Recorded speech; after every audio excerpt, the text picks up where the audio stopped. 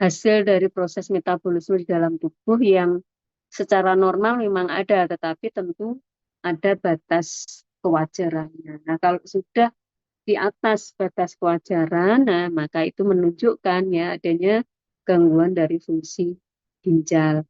Nah, di sini dari persamaan yang ada ya, jadi persamaan awalnya adalah di sini ya, K sama dengan K ini, NR ditambah dengan KR ya. Ini adik-adik supaya nanti tidak keliru perlu disinkronkan dulu ya. Jadi kalau K itu tetapan kecepatan eliminasi normal, ya. Walaupun di situ tidak ada N, tapi kadang mungkin nanti di belakang kadang kita kasih juga N ya, tanda N di atas atau di bawah ya. Saya tidak hafal nanti di belakang mestinya ada. Tapi maksudnya tetapan kecepatan eliminasi normal atau total normal ya. Sedangkan untuk KNR yang N dan R-nya ini apa namanya sejajar ya. Ini kita gunakan untuk mengapa ya? Menandakan itu adalah tetapan kecepatan eliminasi non renal ya. Tapi nanti mungkin ada yang R-nya di bawah, N-nya di atas ya. Nah, itu renal normal ya. Jadi agak berbeda ya. Sama-sama NR tapi penempatannya berbeda, itu memiliki makna yang berbeda. Ya, jadi tetapan kecepatan eliminasi itu kan total ya. K ini di sini kita lambangkan K, atau kalau misalnya adik-adik mau lebih mudah ya bisa saja ditambahkan dengan K total begitu ya, atau T misalnya. Nah, itu sebetulnya merupakan penjumlahan dari tetapan kecepatan eliminasi renal atau kita singkat dengan KR yang di sini ya. Kemudian apa namanya?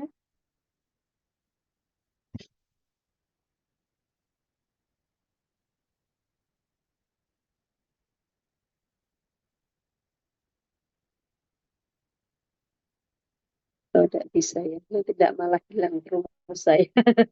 Jadi KR ya.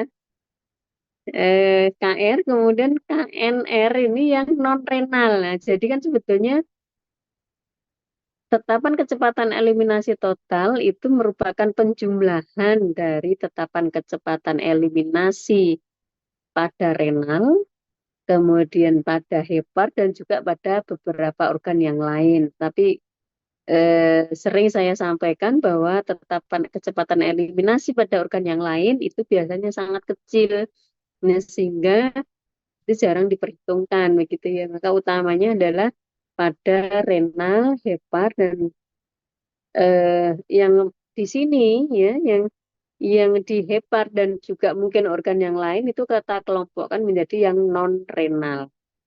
Sedangkan yang di ginjal itu yang renal. Nah, kemudian eh, jadi tetapan kecepatan eliminasi obat dalam keadaan uremia itu tidak bisa ditetapkan secara langsung ya.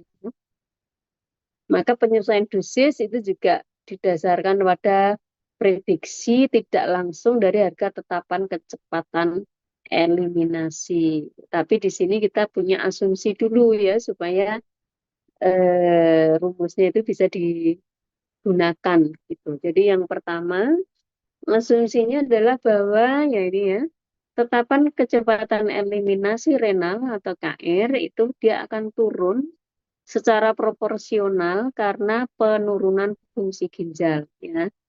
Nah, kira bisa dipahami artinya kalau memang ginjalnya berubah fungsi ya atau berkurang fungsinya, maka dia ketetapan eliminasinya juga akan turun ya secara proporsional.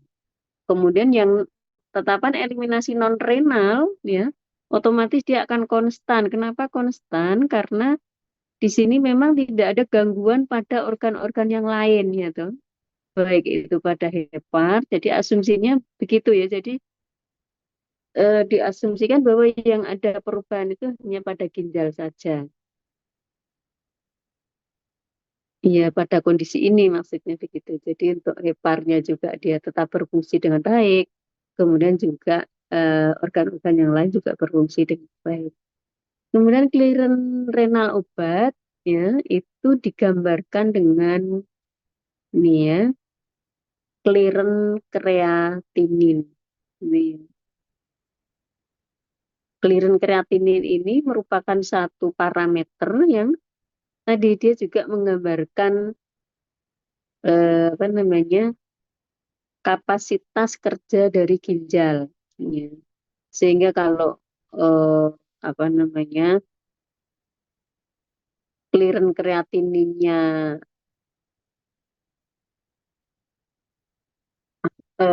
berkurang gitu ya, berkurang maka itu juga menunjukkan adanya satu ya sama dengan clearance total ya. Jadi pengertian di sini clearance clearance ya mungkin kita sambil ingat-ingat di waktu kinetika dasar yaitu merupakan eh, volume obat yang dibersihkan dari obat bukan volume obat ya volume darah maaf volume darah yang dibersihkan dari obat per satuan waktu. Nah, sehingga di sini juga seperti itu ya untuk clearance kreatin. Hanya bedanya di sini kreatinin ya. Nanti kita cek di belakang cara menghitung clearance kreatin. Nah, kemudian untuk ya ini mestinya juga dibesar ya, tapi ini kecil. Jadi pada kondisi uremia, nah ini ya, semoga kelihatan ya adik-adik ya.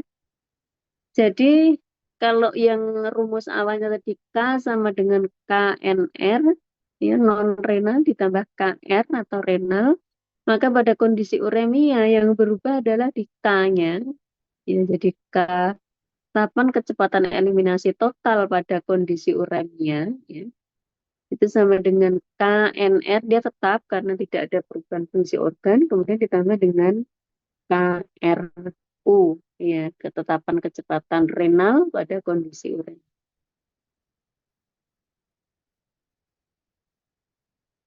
Nah, oke. Kemudian kita akan berkenalan dengan apa yang disebut dengan Gisti-Hytten method ya.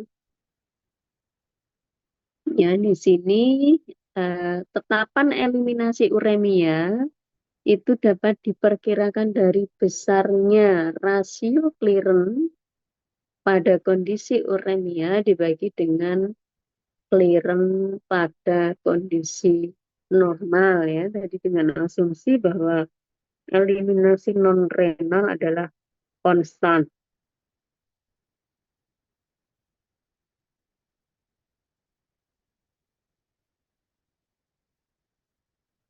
Jadi maknanya untuk yang tetapan kecepatan eliminasi non-renal tadi, dia akan sama baik pada kondisi pasien yang uremia ataupun pada kondisi normal. Nah, di sini persamaannya rasio antara clearance kreatinin pada kondisi uremia dibagi dengan clearance kreatinin pada kondisi normal ya sama dengan rasio antara tetapan kecepatan eliminasi renal pada kondisi uremia KRU ya. Nah, kemudian ini tetapan kecepatan renal normal KRN ya.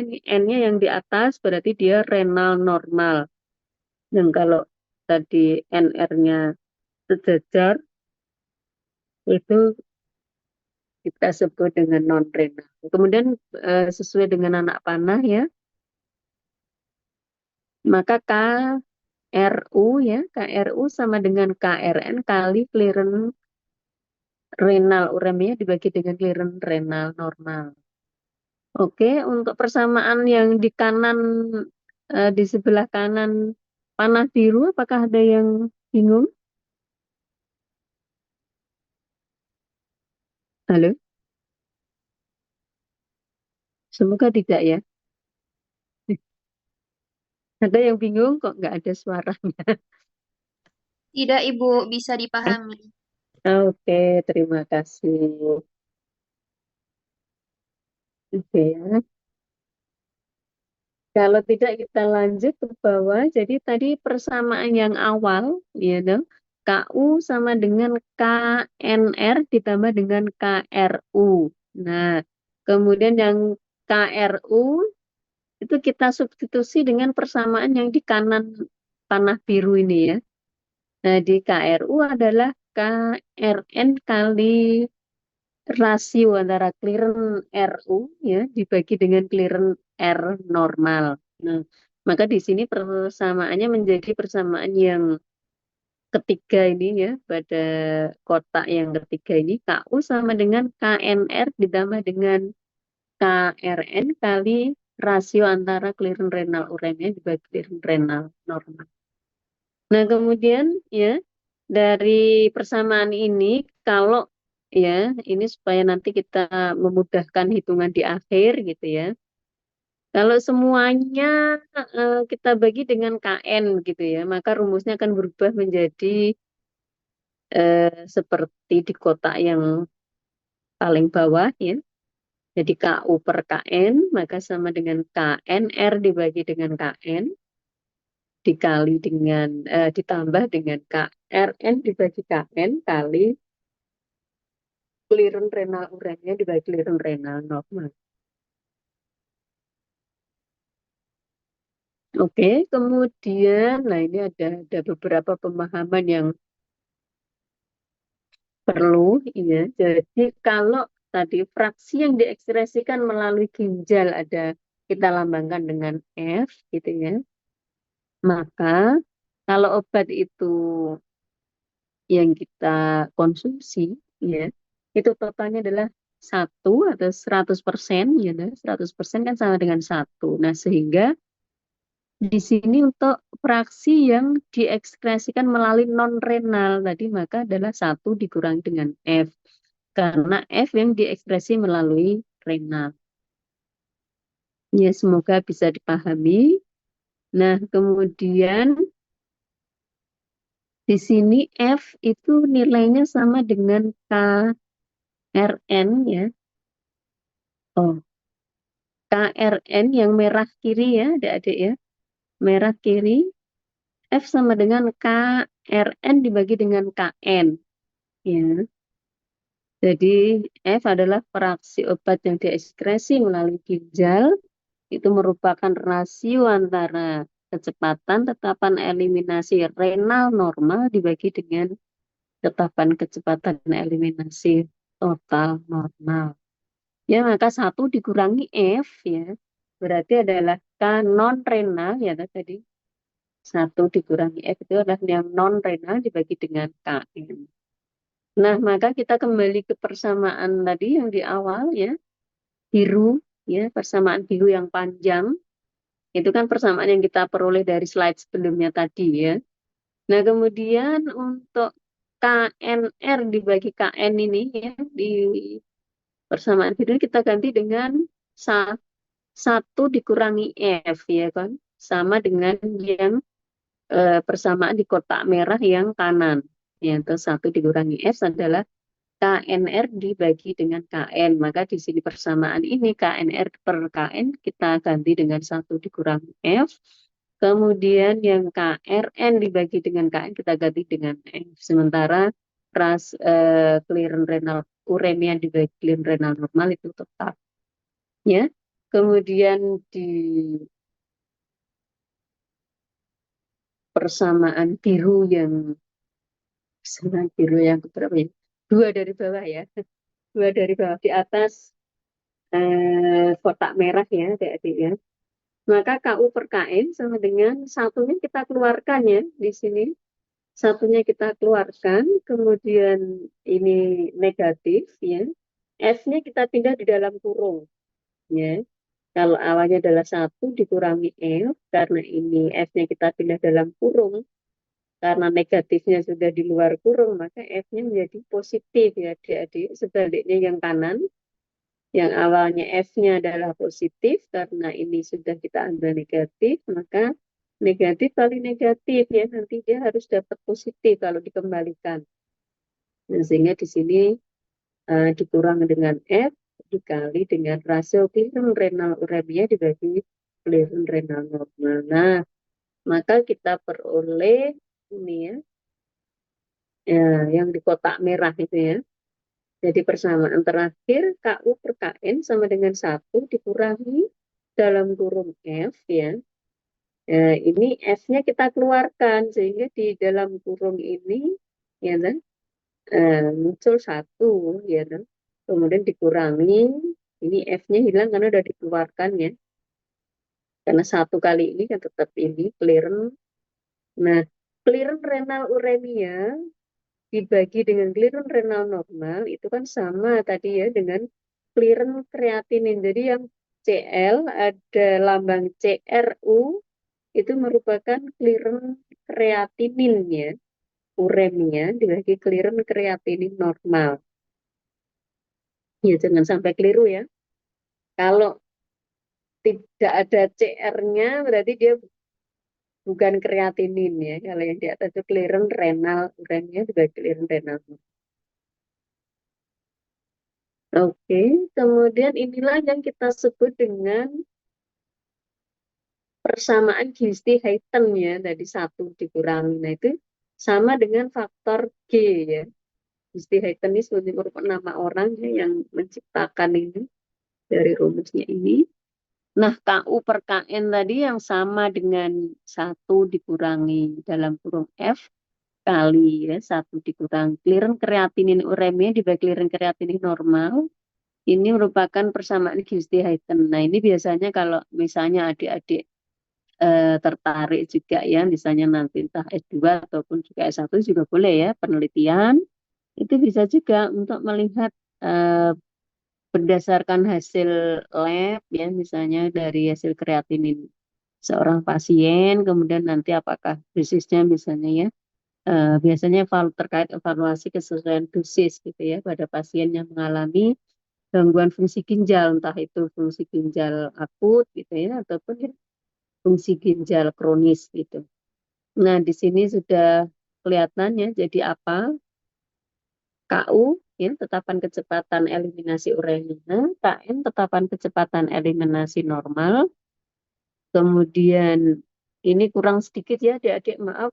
Ini yang dimaksud, kalau di sini kan tertulis CLU ya, itu sebetulnya maksudnya adalah CLCRU ya, jadi clearance kreatinin uremia. Kemudian CLN di sini maksudnya sebetulnya CLCRN ya. Jadi clearance kreatinin uh, normal.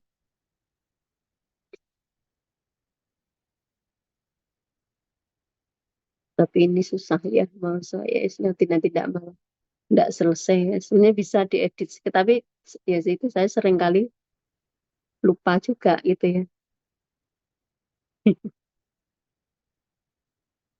Nah ini tapi eh, itunya susah ya nanti ya. DR U kemudian ini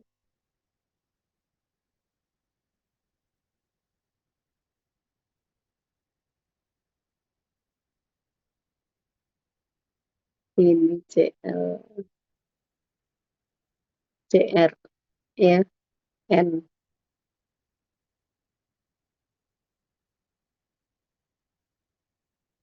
Oke, semoga deh. Kemudian F, fraksi obat yang tadi ya diekspresi dalam bentuk tidak berubah melalui urin. Jadi ini yang kita sebut dengan Giesti-Heiten faktor. Oke, sampai di sini ada pertanyaan? Sebelum kita berangkat ke contoh ya. Kalau ada yang belum jelas terkait rumus tadi, mungkin bisa ditanyakan ya. Tapi kalau sudah jelas, kita lanjutkan ke sini. Ya, jadi untuk contohnya, nah ini nanti kalau adik-adik mengerjakan harap teliti ya, karena rumusnya nanti akan berbeda untuk antara yang perempuan dan yang laki-laki ya. Walaupun sudah sering saya sampaikan, tapi kadang-kadang kalau pas ngerjakan itu juga suka ada yang lupa gitu ya. Ya mungkin karena pas ngerjakan, pas eh, nervous gitu ya barangkali. Sehingga ya karena kalau rumus untuk perempuan dan laki-laki berbeda, jadi nanti kalau harusnya laki-laki kemudian rumusnya dipakai yang perempuan gitu ya. Nah, di sini akan berbeda dan jauh berbeda ya. Nah, sehingga nanti adik-adik harus teliti ya. Jadi di sini pria dewasa ya. Diketahui adalah laki-laki, kemudian umurnya 52 tahun dan bobotnya 75 kilogram. Nah, kadar kreatininnya ya dalam darah, ingat, ini bukan clearance ya, jadi kadar kreatinin ya. Jadi kalau kadar kreatinin itu dia bisa diketahui dari hasil pemeriksaan lab ya. Memang bisa di lab kadar apa pemeriksaan lab itu untuk mengetahui kadar kreatinin serum atau kadar kreatinin darah ya. Tapi kalau clearance kreatinin itu harus dihitung gitu ya. Nah, cara ngitungnya bagaimana ya? Nanti slide setelah ini gitu ya. Jadi mohon dibedakan antara kadar kreatinin dengan clearance kreatinin. Jadi kalau ada ditanya sama-sama nih pertanyaannya berapa clearance kreatinin dari pasien tersebut gitu ya. Nah, jangan sampai nanti walaupun pilihannya ABC ada 2,4 lah. Tadi di soal kan 2,4 Bu gitu ya. 2,4 miligram per 100 mili. Nah, jadi kalau clearance kreatinin itu harus dihitung dulu ya toh. Tidak serta-merta ketahuan di situ. Nah, kalau kadar kreatinin baru benar ya. Jadi dia bisa langsung dari hasil pemeriksaan kreatinin di dalam serum atau di dalam darah.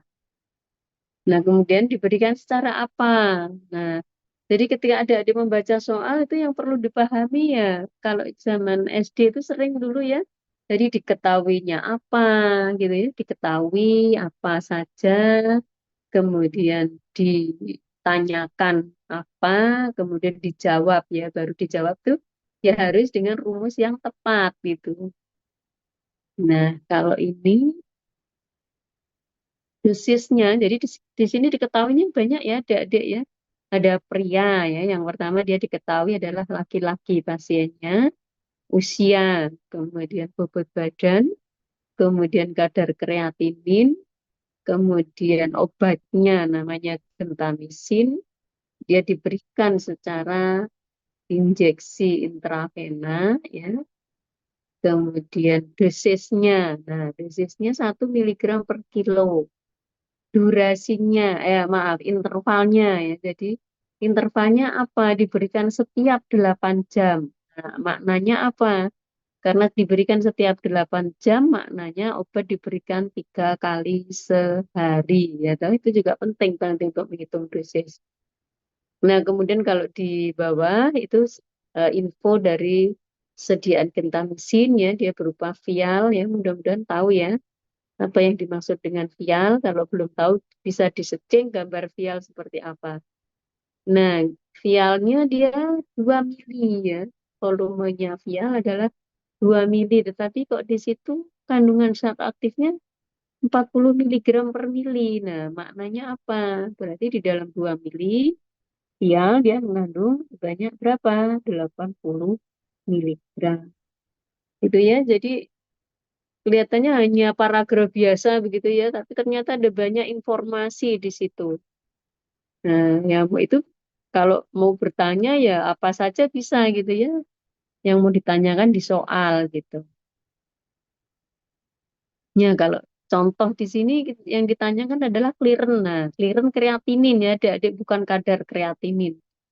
Ya, kemudian clearance kreatinin dan yang kedua adalah dosis yang harus dilakukan, penyesuaian dosis yang harus dilakukan. Clearance kreatinin di situ diminta menghitung ya dengan 2 cara, yaitu menggunakan rumus. Nah, ada lagi tambahan ya, rumus Cockcroft and Gault dan juga bisa menggunakan nomogram. Ini nomogram yang seperti apa, Cockcroft and Gault seperti apa. Nah, ini kita coba cek di slide berikutnya. Ya, ini. Nah, inilah yang kita sebut dengan persamaan Cockcroft and Gault tadi ya, yaitu rumus untuk menghitung clearance kreatinin. Nah, diselambangkan dengan CR ya. Ini kita coba hitung yang kenain diberi tanda merah ya, kalau dia pada pasien uremia dan di bawah ya pada kalau pada kondisi normal begitu. Jadi yang di atas itu clearance kreatinin sama dengan 140 dikurangi usia, ya, di dalam tahun atau age, kemudian kali body weight ya, dalam kilogram, dibagi 72 kali CCR. Nah, kalau clearance kreatinin dilambangkan dengan CLCR, untuk kadar kreatinin serum dilambangkan dengan CCR ya di sini. Nah, agak mirip karena CR sama-sama kreatinin ya, tapi clearance ya mungkin agak-agak mirip ya dengan singkatannya. Kalau clearance dia ada CL ya, sedangkan untuk serum kita singkat dengan C ya karena kadar kreatinin pada serum. Nah, tapi rumus ini ingat itu digunakan untuk laki-laki ya, adik-adik. Sedangkan pada wanita, nah maka nanti harus dikalikan 0,85 nih ya, seperti catatan yang ada di kanan. Jadi clearance kreatinin pada perempuan itu nilainya adalah 0,85 kali clearance kreatinin pada pria. Nah, tadi yang sudah diketahui tinggal dimasukkan di sini ya, karena kita perlu data usia, kemudian bobot badan, kemudian CCR-nya adalah eh, kadar kreatinin, ya, kadar kreatinin dalam serum jadi 2,4. Nah, yang perlu teliti adik-adik ingat kurungnya ya. Ya, ingat kurungnya. Karena nanti kalau tidak dikurung, mungkin karena nervous tadi kelupaan kurungnya ya. Nah, bisa jadi Anda 140 dikurangi 52 kali 75. Anda hitung begitu saja. Nah, nanti mungkin akan keliru menjadi 52 Anda kalikan dulu dengan 75, ya tuh. Nah, kalau 140 dikurangi 52 kali 75, nah hasilnya menjadi negatif gitu ya. Nah, maka nanti Anda bingung loh, ini jawabannya kok nggak ada yang negatif gitu ya. Nah, itu sehingga adik-adik harus teliti, walaupun di situ dikurung ya. Kenapa dikurung ya? Karena memang di dalam aturan perhitungan begitu ya. Kalau pengurangan itu belakang ya. Jadi kalau itu tanpa kurung semua maknanya adalah 52 Anda kalikan dulu dengan 75 ya toh. Nah, kemudian dibagi 72,24. Nah, itu juga jangan sampai keliru ketika menghitung ya. Yang di atas sudah betul, kemudian Anda bagi 72. Nah, karena di situ kan kali ya 72 kali 2,4. Nanti Anda kalikan juga. Nah, hasilnya kan lain nanti. Ya. Kalau tidak percaya boleh dihitung ya, karena kalau kalau seperti itu kan sebetulnya dia sama-sama membagi, nah sehingga Anda hasil yang di atas tadi Anda bagi 72 dibagi juga dengan 2,4. Jadi pembaginya kecuali kalau Anda kalikan lebih dulu itu nggak masalah ya, tapi ya itu karena kadang-kadang kalau orang bingung ya bisa jadi begitu. Jadi 72 nanti dikalikan dulu dengan 2,4 gitu ya. Baru tadi yang di atas diselesaikan, yang di bawah diselesaikan, atau kalau tidak ya atas dulu dibagi 72, kemudian dibagi lagi dengan 2,4.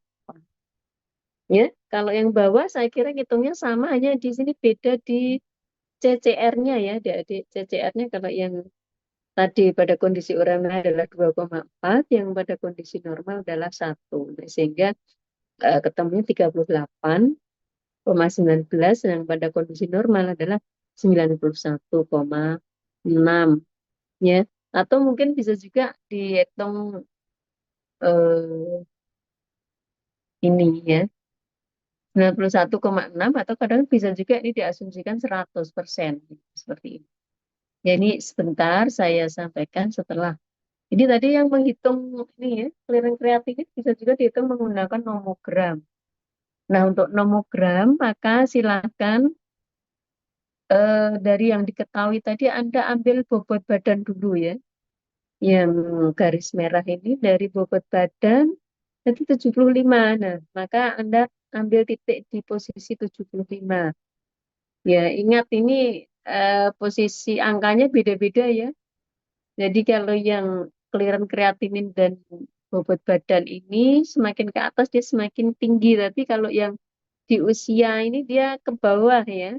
Jadi semakin tua usianya dia ke bawah dan itu mohon dibedakan juga untuk perempuan dan laki-laki ya, ada tandanya di sini.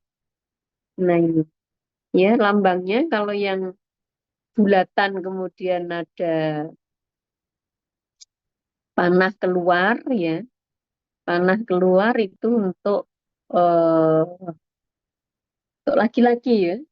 Dengan yang bulatan kemudian ini ada tanda plus di bawah ya, itu untuk perempuan. Ya, jadi dan itu agak berbeda. Nah, sehingga nanti juga harus teliti ya kalaupun menggunakan nomogram. Sehingga di situ tarik garis ya, bobot badan, ambil titik, kemudian kita tarik garis melalui sumbu R ke arah usia. Nah, usianya menyesuaikan apakah laki-laki atau perempuan gitu ya. Nah, kemudian dari sana ada serum kreatinin, tadi kan 2,4. Nah, ambil titik di posisi 2,4. Kalau untuk serum ini tidak garisnya tidak dibedakan ya skalanya baik laki-laki atau perempuan tidak dibedakan. Yang dibedakan dia di ini. Kemudian ditarik garis melalui sumbu R tapi yang dia berpotongan ya dengan garis pertama. Berpotongan dengan garis pertama kemudian ke arah clearance kreatinin ya. Jadi di situ ketemu ya yang garis biru itu ketemu sekitar ya 37,5 ya. Memang tidak sama persis dengan hasil hitungan. Oke, kemudian tadi ya kita kembali ke G, adjustment dose menurut menggunakan persamaan Giesti-Heighten tadi. Nah, persamaan Giesti-Heightennya kan ini, maka GKU per KN. Untuk contoh obatnya gentamisin nih, di sini nilai F-nya diketahui 0,96. F-nya sudah diketahui ya, jadi dari referennya. Nah, kita tinggal, oh, kok kuat ini. Maaf, karena kadang saya zoom, kadang ini ya. Nah, ini. Oke, jadi F-nya tinggal kita masukkan ke persamaannya. Kemudian clearance renal normal bisa juga kita asumsikan 100%. Sehingga faktornya adalah ketemu 0,394 ya. Kemudian yang persamaan di bawahnya, kotak biru yang kedua dari atas ya. DU ya sebetulnya rasio DU per DN, DU itu dosis pada kondisi uremia dibagi dengan DN, dosis pada kondisi normal sama dengan rasio tetapan kecepatan eliminasi uremia dibagi dengan KN. Nah, KU per KN-nya diketahui, tinggal juga DN ya, maka DU-nya bisa dihitung ya. KU per KN-nya ketemu dari rumus ini 0,394. DN-nya tadi karena ya jangan lupa tadi yang diketahui di soal ya. Di soal itu adalah dosis yang digunakan 1 miligram per kilogram bobot badan ya toh. Nah, maka jangan keliru ketika menghitung ya. Dosisnya berarti dikalikan karena bobotnya 75, maka dikalikan 75. Nah, sehingga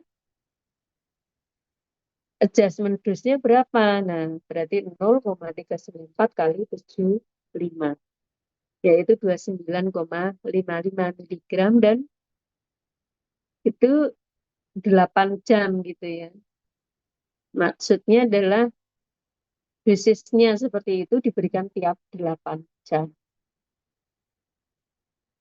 Ya, bisa juga tadi ya menggunakan eh, yang hitungan yang pertama tadi yang clearance kreatinin serumnya 1 tadi ya, sehingga ketemu 91,66 maka G-nya 0,42 itu juga bisa. Nah, kalau menggunakan KU per KA-nya 0,42 di sini ya, maka ketemunya DU-nya adalah 31,5.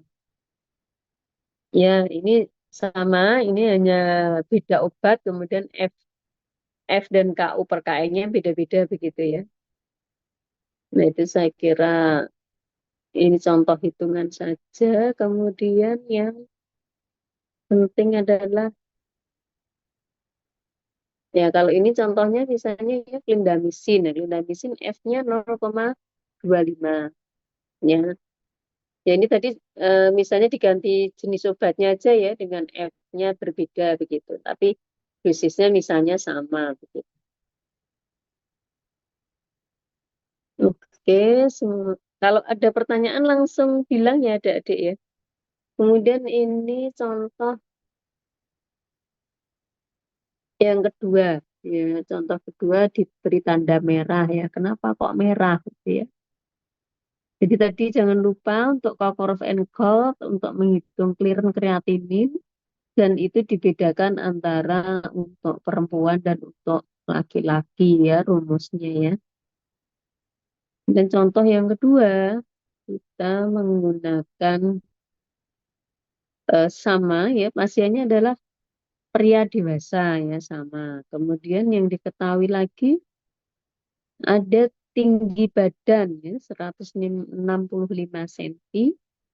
Kemudian ada 52 tahun ya usianya sama tetapi bobot badannya berbeda gitu. Kadar kreatininnya sama, obatnya sama, dosisnya juga sama ya. Intervalnya juga sama. Nah, ini kalau kita mau menghitung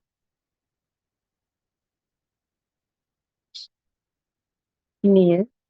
Nah, karena bobotnya tadi cukup tinggi ya, cukup berat maksudnya, yaitu 85 kilo. Nah, ini makanya di, di soalnya diberi merah-merah ya adik-adik ya. Maksudnya apa? Sebetulnya itu, ya tapi kalau di soal ujian ya kita nggak mungkin kasih merah-merah ya adik-adik. Kita nggak akan kasih merah-merah itu. Semuanya sama, mungkin tintanya sama-sama hitam. Nah, ini sebetulnya contoh ya bahwa kalau pada pasien yang obesitas itu ada tata cara hitungan yang berbeda begitu. Nah, makanya di sini karena dia bobotnya cukup berat ya 80. Nah, ini kita cek ya apakah dia eh, apa namanya, mengalami obesitas atau tidak begitu. Nah, kemudian untuk menghitungnya bagaimana? Nah, kita menghitung yaitu yang disebut dengan ideal body weight ya atau IBW. IBW itu dihitung dengan cara ya 50 kilo ditambah dengan 2,3 kilo untuk setiap kelebihan ya setelah 5 feet atau 60 inci lah. Nah, di sini adik-adik harus double ngitung ya. 60 inci itu berapa toh? Karena yang diketahui ternyata tinggi badannya senti gitu ya. Nah, maka adik-adik juga harus tahu kan dulu di pelajaran SD ada tuh ya menghitung kalau 1 senti itu ada berapa inci, 1 inci ada berapa senti gitu ya. Ya, mungkin dulu kan ada kalau naik misalnya dari milimeter, sentimeter ya, kilometer dan seterusnya ya, sampai ke heksa, deka dan seterusnya juga. Ini beda-beda lagi ya, tidak yang piramida itu, tetapi ini inci. 1 inci ya jangan dibalik. 1 inci itu adalah 2,54. Maka kalau ya ini kalau yang orang orang apa namanya orang yang nervous bisa jadi keliru gitu ya menghitungnya. Jadi maknanya kalau 1 inci kan 2,54 cm. Berarti 2,54 cm sama dengan 1 inci gitu ya. Jangan dibalik. Nah, makanya kalau tinggi badannya 165, nah di sini dibagi dulu ya. 165 dibagi dengan 2,54 ya. Berarti kalau 1 senti itu kan hanya sekian, 0, sekian ya. Berarti 1/2,54 inci. Ya, makanya tinggi 165 cm, kalau dijadikan inci hanya ketemu sekitar 64,96 atau 65 inci. Nah, makanya di sini kan ideal body weight-nya ya dihitung 2,50 ditambah 2,3 kali 6,4 64,96 dikurangi 60 ya kan. Nah, setelah dihitung ketemu sekitar 61,41 ya. Kita cek apakah dia obesitas atau tidak dengan cara membagi antara bobot badan yang sebetulnya 85 dibagi dengan IBW-nya tadi atau ideal body weight-nya. Biar dia minum sebentar.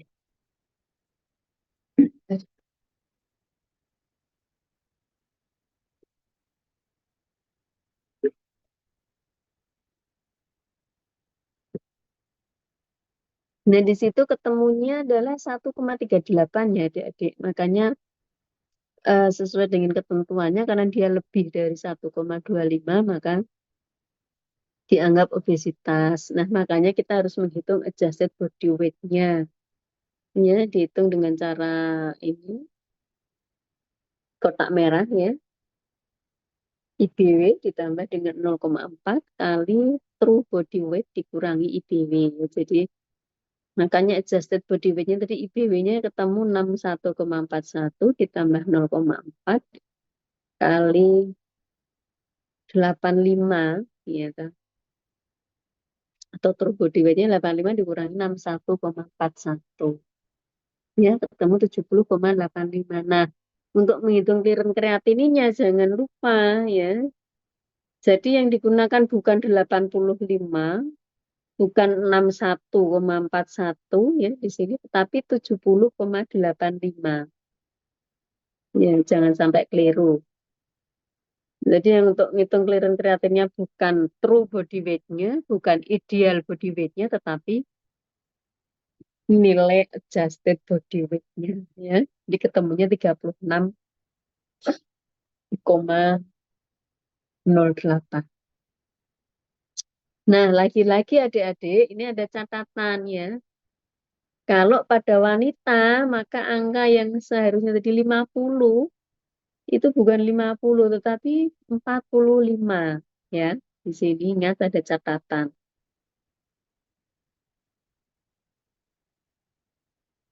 Nah, makanya kalau ini keliru ya, otomatis nanti angkanya berubah semua ya, toh.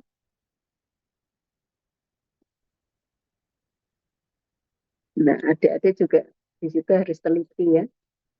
Oke, untuk yang apa ini?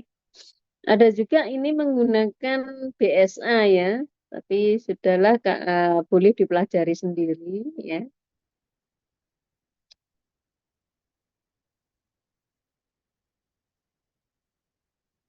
Nah, ada yang mau ditanyakan adik-adik sampai di sini sebelum saya lanjut?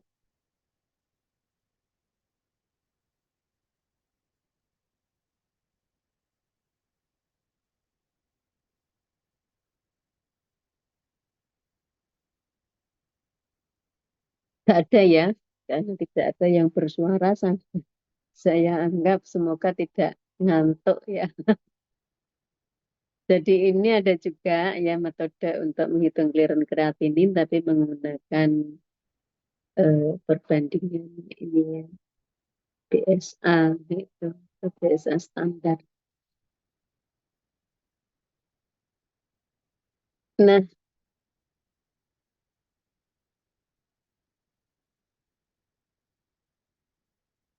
kemudian tadi ya lanjutan tadi setelah ketemu apa tadi?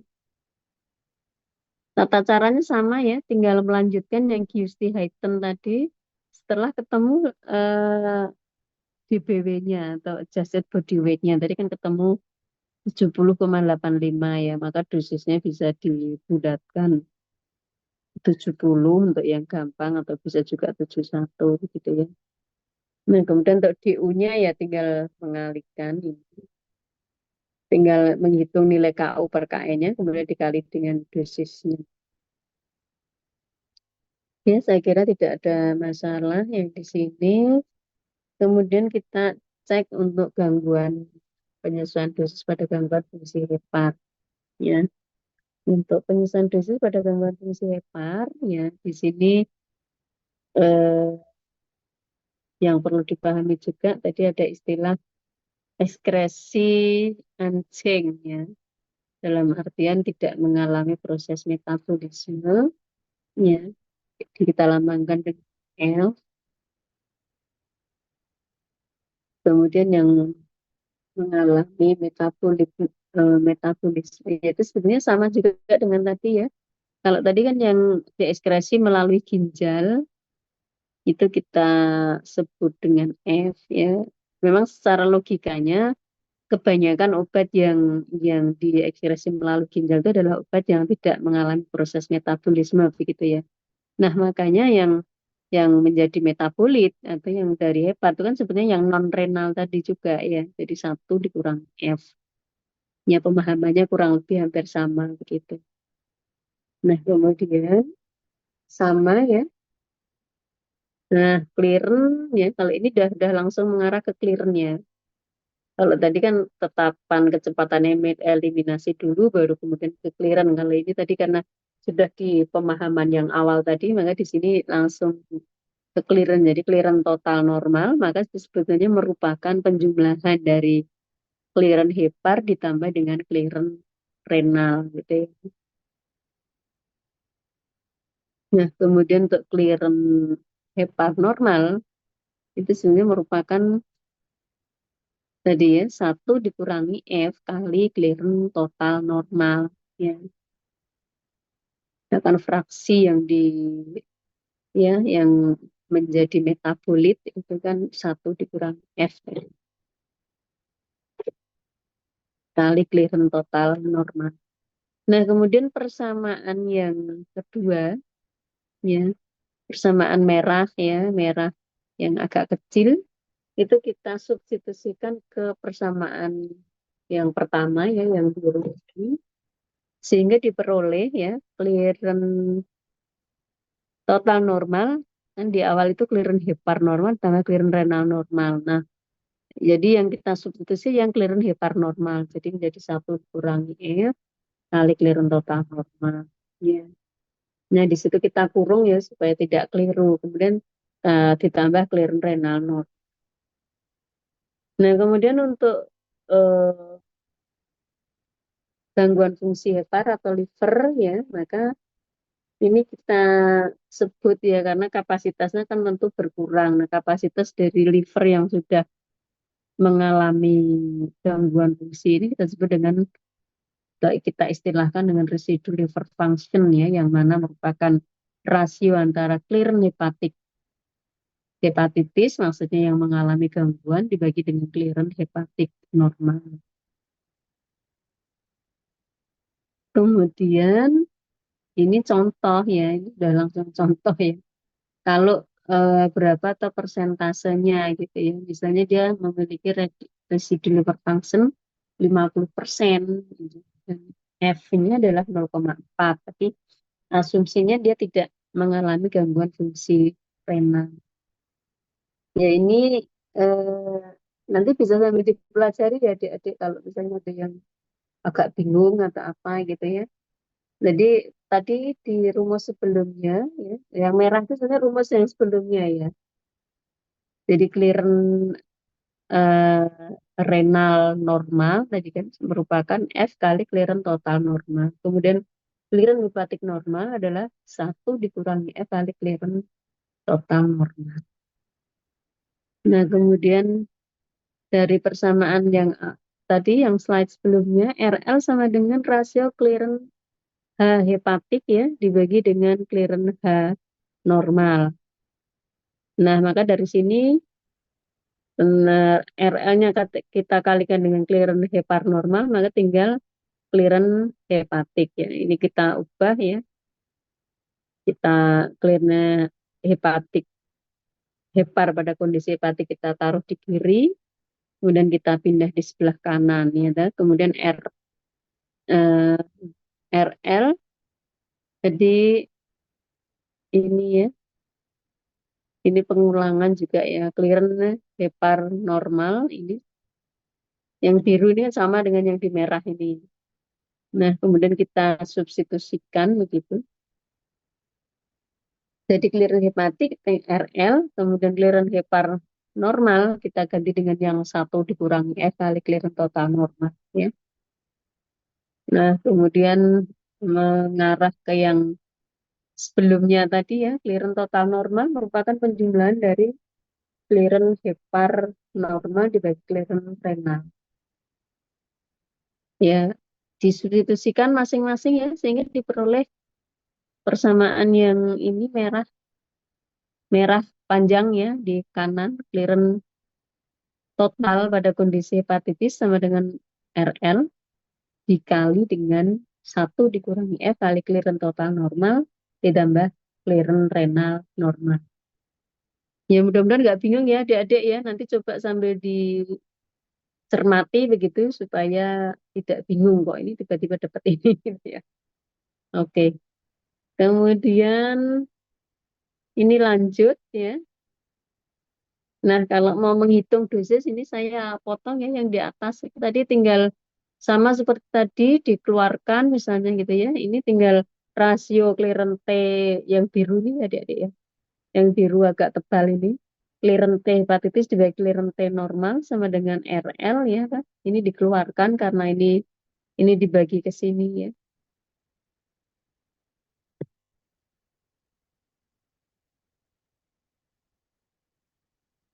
Tinggal RL kali dengan 1 dikurangi F ditambah dengan F ya.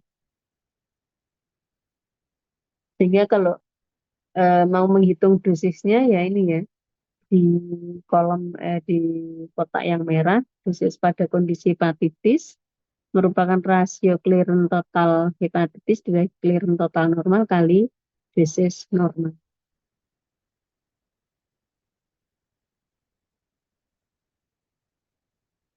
Nah ini ya jadi rumus di akhirnya ketemu seperti ini yang merah itu RL kali 1 dikurangi F ditambah dengan F. Oke, maka tadi yang sudah diketahui tinggal dimasuk-masukkan ya. Karena RL-nya sudah diketahui 50% untuk 0,5, F-nya 0,4 ya. Ya, yang penting tadi jangan salah dalam menentukan kurung-kurungnya tadi ya, supaya tidak salah dalam menghitungnya. Saya kira ini penjumlahan dan perkalian biasa ya, yang tidak ruwet atau tidak rumit begitu. Nah, sehingga ketemunya adalah 0, kalau mau dihitung dosisnya ya tinggal 0,7 kali dosis normal. Kemudian kalau clearance-nya ya tinggal 0,7 kali clearance total normalnya yang di merah itu. Nah, kemudian kalau seandainya ada gangguan di keduanya, ya, maka di sini di ini ya di 0,4-nya tadi ditambah dikali dengan 0,5 kali clearance total normal. Ya, maka dia ketemu 0,4 kali 0,5. Dosisnya juga sama di dosis hepatitis U ini maksudnya dia mengalami gangguan fungsi kedua-duanya ya, baik hepar maupun uremia atau hepar maupun ginjal. Jadi ya, kalau mau menghitung dosisnya berarti 0,3 ditambah 0,2 berarti 0,5 kali dosis normal. Oke, ada yang mau ditanyakan adik-adik? Saya kira itu saja ya, dikit aja, ada banyak-banyak nanti tambah.